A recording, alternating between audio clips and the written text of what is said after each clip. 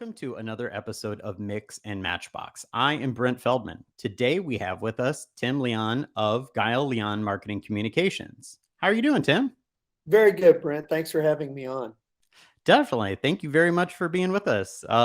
Today we're going to be talking about return on empathy, which is a term that you actually trademarked. And so I'm really interested in finding out, where did this kind of start for you, or when did it really hit you about empathy being so important in marketing? Yeah, sure. I will say, if you haven't gone through a trademark process, this was 2 years in the making, and we just received the trademark about 2 or 3 months ago. Oh man. So this started back in 2000, mid 2019, kind of as COVID and the pandemic were all ramping up on everyone's mind. We started actually seeing ton of trade marketing and advertising communications articles regarding advising people, promoting brands to put more empathy into their marketing efforts. And the impetus was the fact that consumer behaviors were changing, and how they purchased and how they interface with brands changed a lot, right? Because we're all isolating, and we're ordering online, and we're getting things delivered, and we're not going to restaurants, and behaviors changed. Mhm. And we kind of took note of all that, and we said to ourselves, empathy is one of those sounds that sounds great, like, oh my gosh, I want to be more empathetic. But to us, it's like, can we quantify the impact? Well, we have a white paper. I think it's still on our website, but there was some great research that came out regarding I think it was a Dentsu marketing study talking to CMOs about this topic.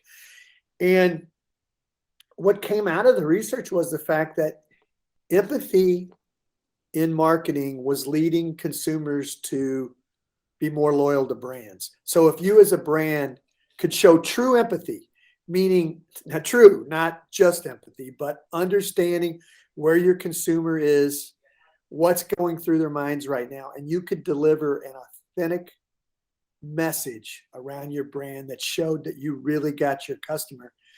Customers were saying, if brands can do that, we will stay loyal to the brands, not just during this time of the pandemic, but long term. And so our belief is truly empathetic brands can retain customer loyalty, grow customer loyalty, and then effectively grow market share.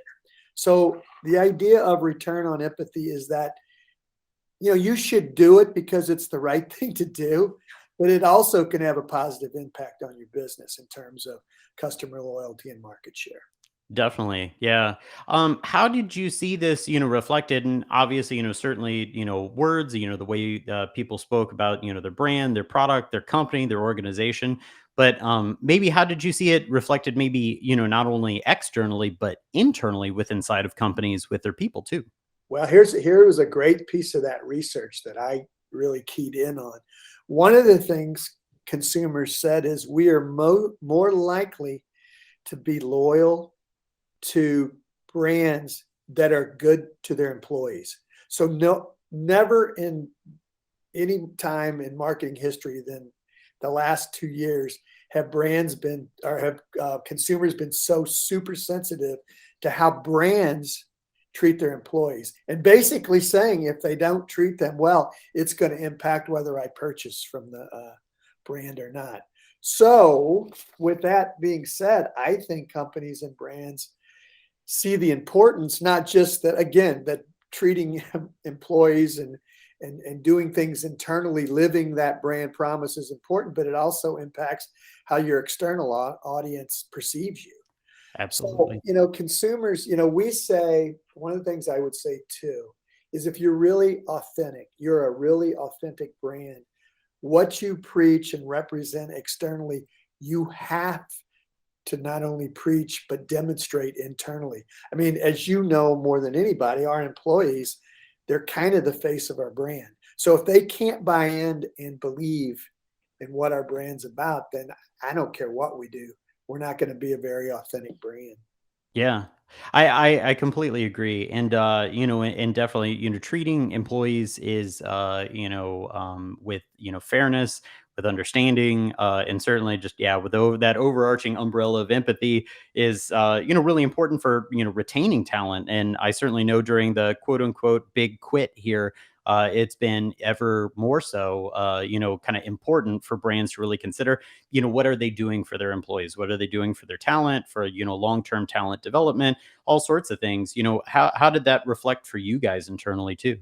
Yeah, absolutely. I mean, and it's funny, one of the areas of growth that we're seeing right now with our clients is branded recruitment campaigns, where back in the day, you could basically say, here's the position, here's the pay, here's the benefits, and see what you get in, but you're probably going to find a candidate. Those days are gone.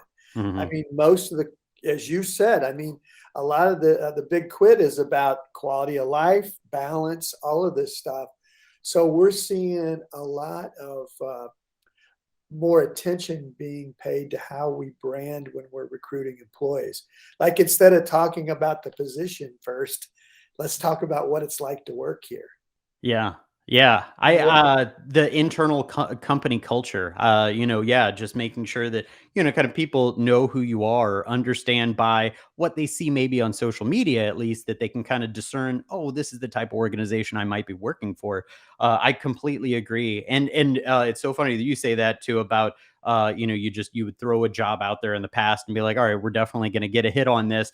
But, employees now are so much more discerning, not only in, what they're going to receive from the position in terms of, kind of learning and development, but, what are they going to receive as far as like, the internal company culture and overall, workplace happiness. So it becomes critical, not only externally, but internally. I couldn't agree more. Absolutely. Yeah.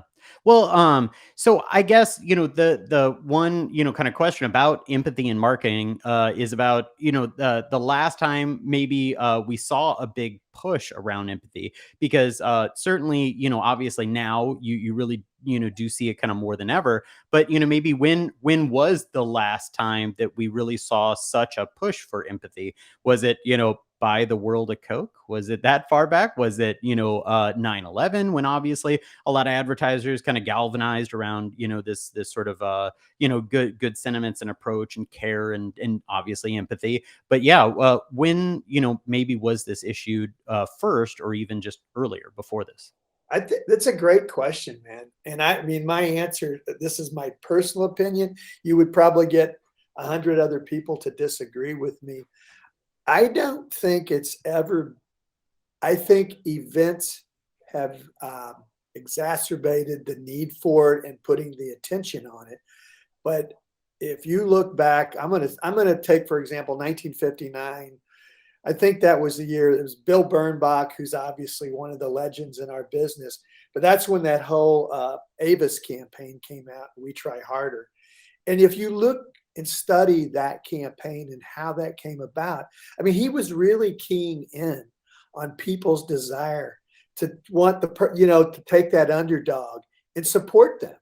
So to me, that was one of the most empathetic campaigns, really tapping in at the time to what was going on in the country. I mean, it was kind of wartime. I mean, but there was a patriotism, and he's out there talking about here's a company that acknowledges they're not first, but they try, and they got an work ethic and a culture. To me, it's been around forever, but it seems like events. You mentioned 911. We talk about Black Lives Matter. We can talk about COVID. Those all seem to bring it back to the forefront. I think it's always been there, but it's always been an undercurrent versus kind of the conversation. Yeah, cool. Well, I obviously, like, there's lots of situations where empathy is expressly important, potentially, obviously, necessary, really to get your message across, or have, consumers kind of understand, where your brand is positioned at. But, where can it backfire?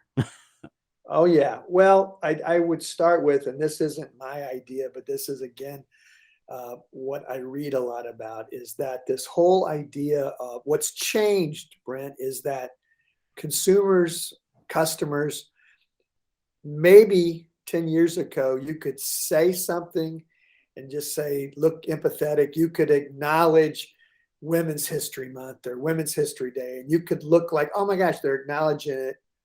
Well, guess what? That's not enough anymore. Basically, consumers are much more discerning, and they want brands to put kind of their money where their mouth is. Like, you can't latch on to the next movement and just jump on board unless you're willing to do something to support that, Hmm. right?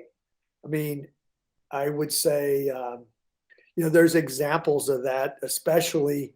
Uh, I think one of the best by far was Nike back, how many years ago, the whole Colin Kaepernick, the whole kneeling, that was all his, basically, he was just basically wanting to take a stand on racial justice Hmm. and peaceful, right? Hmm. Well, it blew up in a lot of ways, unfortunately for him. But what happened was, out of that, the brand Nike, the Just Do It guys who advocate independence and advocate the human spirit and advocate, being your own type of person. Basically, a lot of his sponsors left him. Nike did just the opposite. Hmm. They kept with him, and they made their whole Just Do It campaign that year that all happened about him. And if you look back, I'm not the guy saying, you look back, they actually had, I wouldn't say record, but had great sales during that whole campaign. Totally. Yeah. Increase. So I think, and that's a brand now, in my opinion, that could get behind it authentically, because Hmm. that's what Nike's about. You know, Probably one of the better examples, I think. Definitely. I Oh, completely agree. Yeah. but I just remembered that was an example of it working. You had asked for, can it backfire? I would say it can. And again, I'll take the same era. Pepsi, I think it was the Kylie Jenner campaign.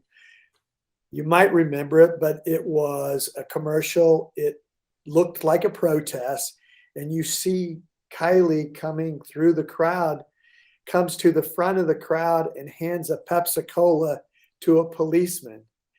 And the intent was good, but it was taken totally as just taking advantage of a really serious matter in America and making light of it. And it totally blew up on it. Yeah, definitely. I know, and if I'm remembering correctly, that came on the heels of like, oh gosh, I think it was North Carolina where the protests were going, and it was Yes, just awful timing, you were and correct.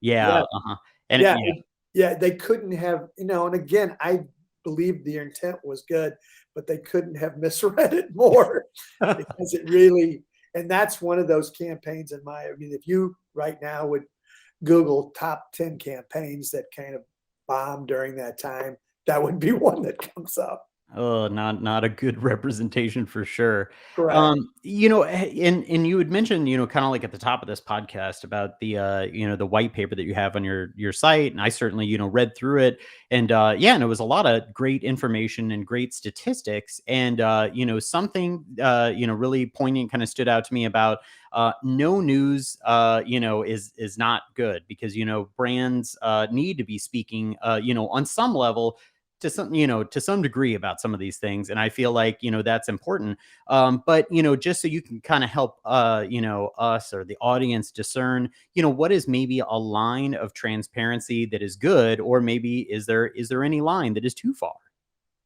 Well, I'll go back to something that Bill Bernbach, again, who's one of my heroes, said. He said the most powerful element in advertising is truth. I don't think that's changed, Brent. I think how we, as marketers, demonstrate it and execute it has changed.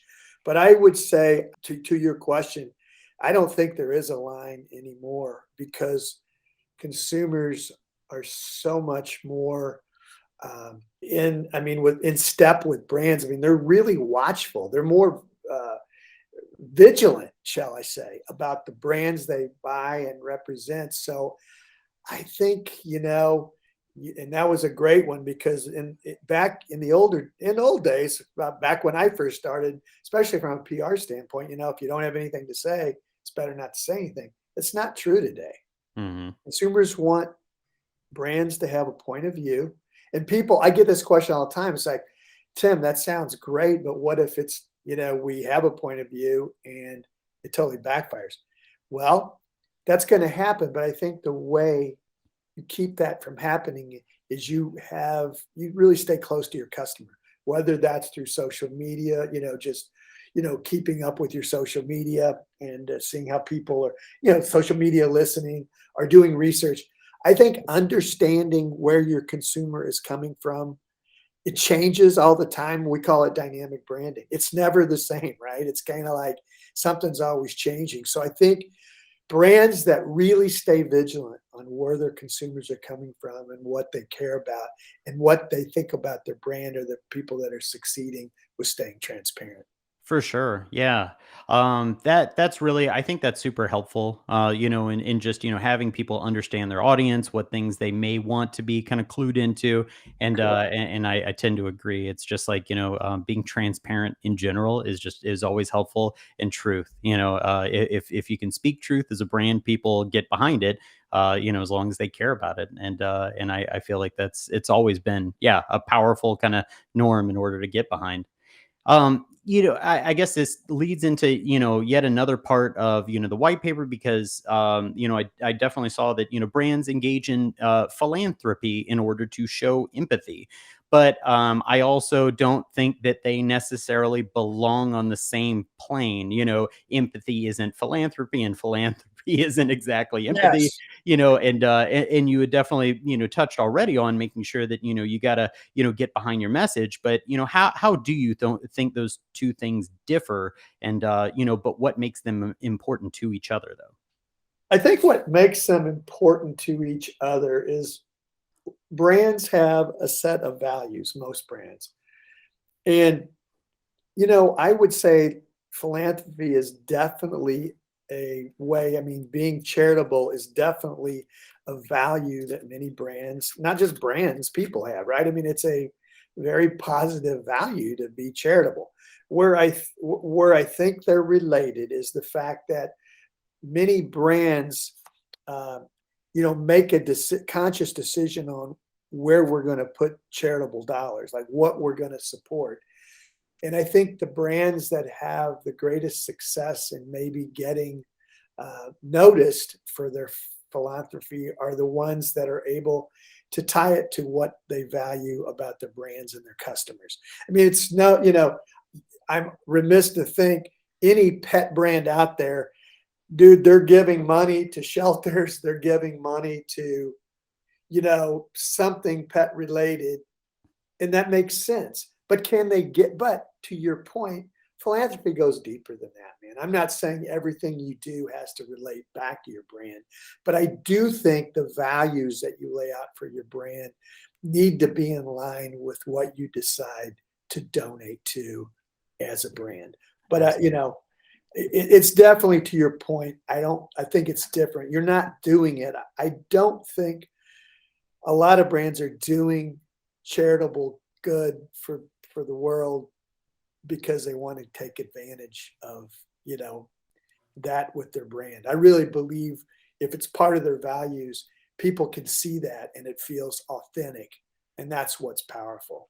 Definitely. Yeah. I want to, touch on something too that, I have seen a lot of companies engage more in, and I'm not saying that it hasn't been done in the past, but, philanthropy, I guess, giving when it comes to time as well, whether it's like, getting teams together and having them, go work on, whether it be like a Habitat for Humanity kind of project, or, something Absolutely. that they can galvanize that sort of team spirit, but also, really make sure that they're working on something that they care about. And I've seen that be, really positive as well. That's a really great point, Brent, is that it doesn't always come to dollars.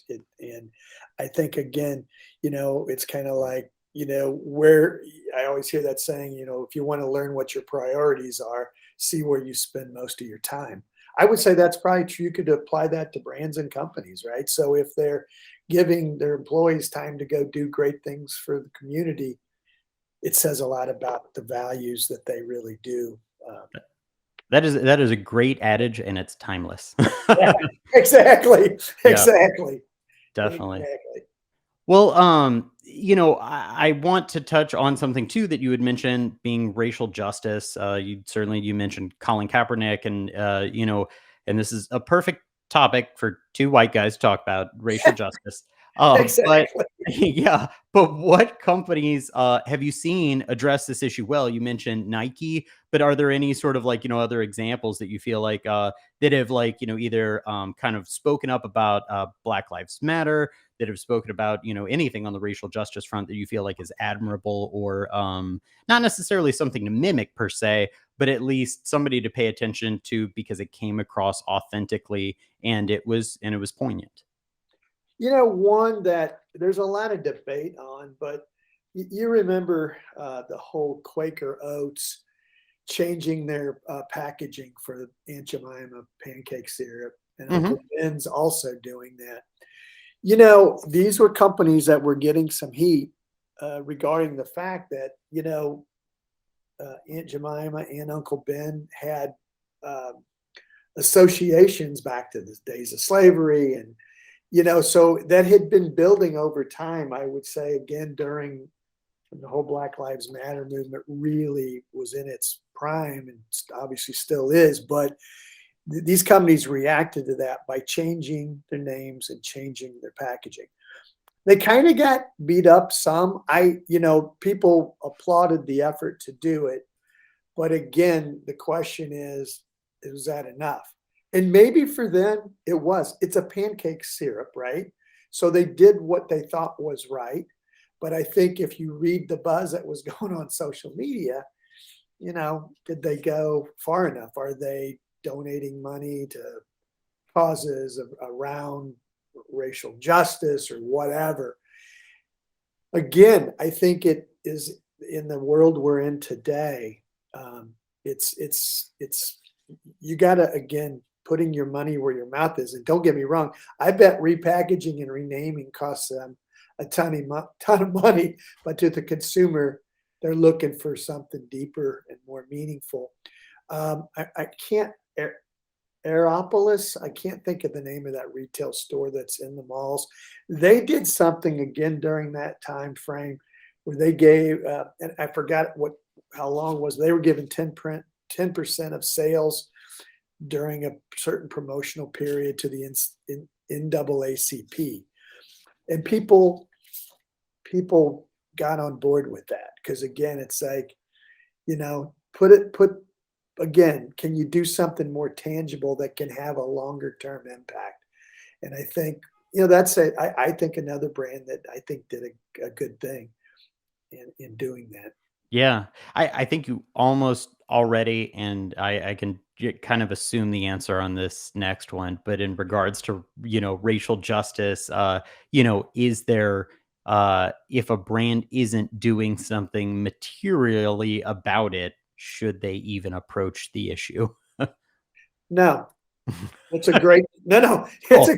dude, it's a great question. And if you look at the brands that haven't had a great experience with it, it's because they didn't have any association with the cause. I'll give you an example personally for us. It's like, do we want to do anything as Guile Leon uh, on Black History Month? Well, unless it's tied to something going on in our industry, and I can tie it back to something going on that is associated with again, maybe Black Lives Matter or maybe something else, maybe I'll take it on. But if I'm just doing it because I want to look like I'm supporting it, but I really don't have any relationship to that cause, it's not going to be pretty on social media. People will sniff it out They instantly. sniff it out, man, and I don't blame them. So we're very, with all of our clients, we have a lot of ongoing social media campaigns, and there's tons of different days that come up, whether it's something tied to veterans, whether it's tied to minorities, whether it's tied to Native Americans to women, our take is always, unless we can tie it back to what we do as a brand that has an impact on what we do as a brand, we're probably not going to go there. Yeah. I want to put this out there too because it's just kind of ringing in my head, but about, changing your stance and maybe not acknowledging that because I certainly, you see, brands put communications out there. And one thing that I caught me the other day, I think it was a meme, but it was the internet remembers. And that is true. That is totally so like, if you put something out there and it's in contrast to what you had put out there before, just in regards to that, people sniff it out. They know they'll find it out. Yeah, they do. We used to say, consumers, here's what I would say. Consumers used to be much more passive, but with the internet, they don't have to be because they're getting served up. People are kind of serving up these all of these things that are going on, so they're tuned in, man. Yeah, definitely. Yeah, people want fair trade coffee. They want, they want their clothes to be sourced ethically. There's so many issues that now, the internet has given rise to the ability to look into those things. And so yeah, now if you're not truthful about it, wow, it's easy to find out when you're not. Absolutely, absolutely, absolutely. I saw something. It was online. I can't think of the name of the company, but they've been running some advertising. I think I saw it on television. But for every pair of, they do undergarments, so t-shirts, underwear. But for every one or two you buy, they donate a pair to a homeless shelter. But the whole tie is, at a homeless shelter, some of the most desired items are undergarments. So it ties so beautifully to their brand, but it shows a real sense of understanding, what's going on in society and how they can contribute to the betterment of the world. So Definitely. Actually, all right. That just gave me a chance to shout out a friend and a company that I care a lot about, and that does have commitment to providing undergarments for people in women's shelters or women, that are in women's shelters, because that, just like homeless shelters, they're, kind of one of the most desired items. But Maddie Apparel, it's based out of Kansas City, Missouri. They do great work, and honestly, it's a really cool brand, and I've seen it grow over the past years, and it's really neat to watch it develop. But that's grown out of, fantastic. Yeah, yeah, it's cool because it came out of really passion to serve and help those people in need, and I feel like that is good. I agree with you. That's a great example. Yeah. Cool. All right. Well, being this is a little bit more on the PR front, or maybe it could be kind of ad focused too. But what really makes a story about empathy worth talking about, and then what makes a story about empathy really not worth talking about? Well, I would tell you this. One of the things I'm going to tie a couple things together. One of the things we learned about empathy in some of the research that we did is, one of the ways brands can really demonstrate empathy is by personalizing the brand experience. So if I'm reaching out to you, Brent, as a brand, and I know something about you, I'm going to acknowledge that, and I'm going to serve something up to you that I think you're going to like based on what I know about you. And we learned during the pandemic that companies that could really personalize the experience to what their consumers were thinking about succeeded in what they were doing. And so I think when you can personalize the message back to your customer, you're going to have much more success. Could be a story about a customer that you helped that you can put online. Again, or even better, if a customer will agree to review you, right? And say this brand went above and beyond. But I think those stories demonstrating a brand's commitment to being empathetic can be very impactful. Cool. It really does sound like, and you maybe touched on it a couple times, but really listening to your audience and understanding them. Yes, and delivering the stories that they're gonna, that are gonna kind of warm their hearts and hopefully kind of align them with you as a brand. Definitely. Cool. Well, the last thing I have for you here is just a question in general about visual execution. Certainly, we've seen a lot of people kind of do this with very stark, kind of contrasty ads, where whether it be just like like white text on a black background, and it just rolls through a message. Maybe there's music in the background, but we've seen all sorts of ways to convey empathy, quote unquote. But what do you think is do you have any kind of recommendations on either things to potentially think about and do, or things not to do?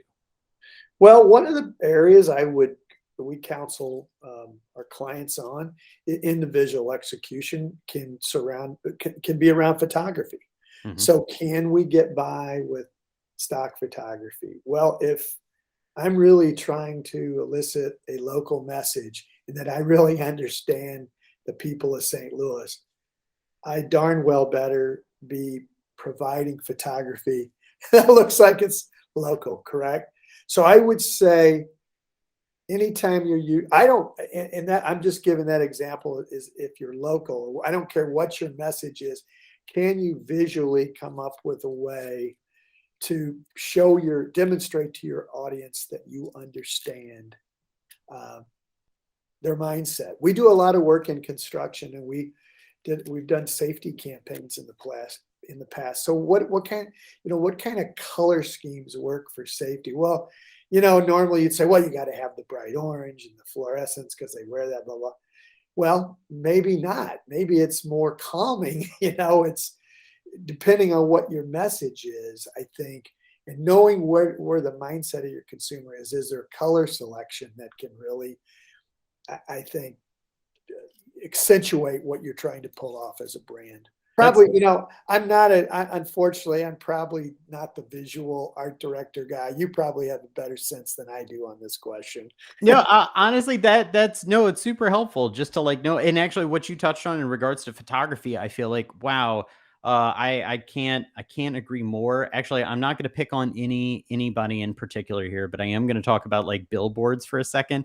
Oh wow, if I see another billboard where it says either my city or my state, and they don't have any pictures of it, and the message isn't personalized, they put it up in 50 other states and it was the Yes. same thing, I'm gonna go nuts. And I don't know if there's anybody out there that looks at that and go, wow, they're talking to me. They can't. That can't. No.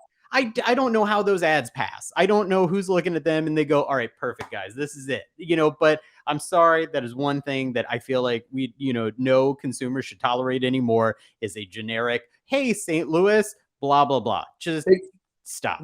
You're right, man. I mean, it goes back to real personalization. That's not authentic, man. Hmm. And I'd say you're not, I bet you that's the majority of people. Yeah. Just because you and I are in the industry, people are just much more tuned into that now. So I can't disagree with you.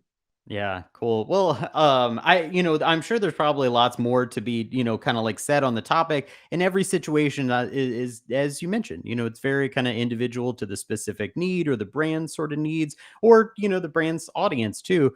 But honestly, I feel like this is like extremely enlightening because the more people can really tap into that empathy, I do feel like they can make really good, genuine connections with their consumers, with the people that care about these brands. And honestly, not necessarily do it just for profit potential, even though obviously this is coined as return on empathy, but really do it for better long-term connection with the people that they serve. So overall, I feel like it's a great topic, a great thing for people to keep in mind. But yeah, let me know if there's anything else you feel like is really important for people to think about. Yeah, I think you just touched on something that I'm glad you did, because I wouldn't want it to be misconstrued. When we talk about return, I think you're right. I mean, it's not monetary. I think there is a business case to be made, but the other case to be made is, I think, if we go back to what we as marketers believe, that a brand is a relationship. Well, I can't think of a better relationship to have with a customer that one that's based on the customer truly loving and believing in your brand, and a brand that really earns the trust of their customer. To me, that is part of the return. that we as marketers need to be looking for from brands. That's awesome. Well, Tim, this has been great. Thank you so much for, taking your time to, obviously talk to me, talk to everybody about, this topic. It's certainly, super important, especially right now. So definitely thank you so much for being with us, and I appreciate it. Yeah, well, Brent, it was a joy, and it's nice to talk about things like this. I was going to tell you what I was going to start out with is, as a marketer, we just get beat by the fact of metrics. Everything's about metrics. Believe me, metrics are important in measuring marketing, but I think you, me, a lot of people are in this business for more than just metrics and the success of metrics. You want to do things you can really feel good about. And I think empathy in marketing is one of those things. Yeah, wow. I couldn't agree more. Sometimes it's really nice. You see, like, somebody's positive sentiments roll through, like, a Google review, a product review, a Yes. customer review somewhere. And yeah, that almost means more than any other thing, or that the company you're serving is getting this kind of, great, feedback. So yeah, absolutely. So, well, again, thank you, man. I enjoyed it. Absolutely. Well, this has been another episode of Mix and Matchbox. Thanks to our guest, Tim Leon. And definitely like, subscribe, and we will be back with more content. Thanks.